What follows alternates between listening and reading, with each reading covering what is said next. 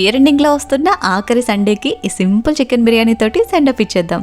ఈ బిర్యానీ స్పెషాలిటీ ఏంటి అంటే నిజంగానే చాలా సింపుల్గా ప్రిపేర్ చేసుకోవచ్చు. ఫస్ట్ టైం ట్రై చేసే వాళ్ళైనా సరే పర్ఫెక్ట్గా చేసేస్తారు. తక్కువ టైంలో సింపుల్గా చేసుకునే మెథడ్ చూపిస్తున్నాను. మరెందుకు ఆలస్యం, మీరు ట్రై చేయండి, పట్వట్లాడించేద్దాం.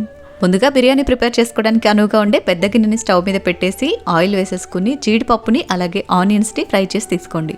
ఆనియన్స్ ఇలా చక్కగా వేగిన తర్వాత సగం తీసి పక్కన పెట్టేసి స్టవ్ ఆఫ్ చేసేసి మిగిలిన సగం ఆనియన్స్లోకి శుభ్రం చేసి పెట్టుకున్న కేజీ చికెన్, రుచికి సరిపడా ఉప్పు, పసుపు, 3 స్పూన్ల కారం, 2 స్పూన్లు ధనియాల పొడి, 2 స్పూన్లు బిర్యానీ మసాలా, 1/2 స్పూన్ మిరియాల పొడి, 1 టేబుల్ స్పూన్ అల్లం వెల్లుల్లి పేస్ట్, 1 కప్పు ఫ్రెష్ పెరుగు, హోల్ బిర్యానీ స్పైసెస్, కొత్తిమీర, పుదీనా ఇవన్నీ కూడా వేసేసి చక్కగా ముక్కలకు పట్టేట్టు కలిపేసేసుకుని జస్ట్ ఒక 1/2 అవర్ పాటు మ్యారినేట్ చేసుకోండి. అలాగే 3/4 కేజీ బాస్మతి రైస్ని కూడా శుభ్రంగా కడిగి నానబెట్టేసుకోండి. 1/2 అవర్ తర్వాత రైస్ ఉడికించడానికి సరిపడని నీళ్ళు తీసుకొని బిర్యానీ స్పైసెస్, ఉప్పు, పచ్చిమిర్చి, కొత్తిమీర, పుదీనా, కొంచెం బిర్యానీ మసాలా, అల్లం వెల్లుల్లి పేస్ట్ కూడా వేసేసి ఎసరు బాగా తెరలనివ్వాలి. ఇలా తెరులుతున్నప్పుడు నానబెట్టుకున్న బాస్మతి రైస్ వేసేసి 70% ఉడికిన తర్వాత నీళ్ళు లేకుండా వడకట్టి తీసుకోవాలి.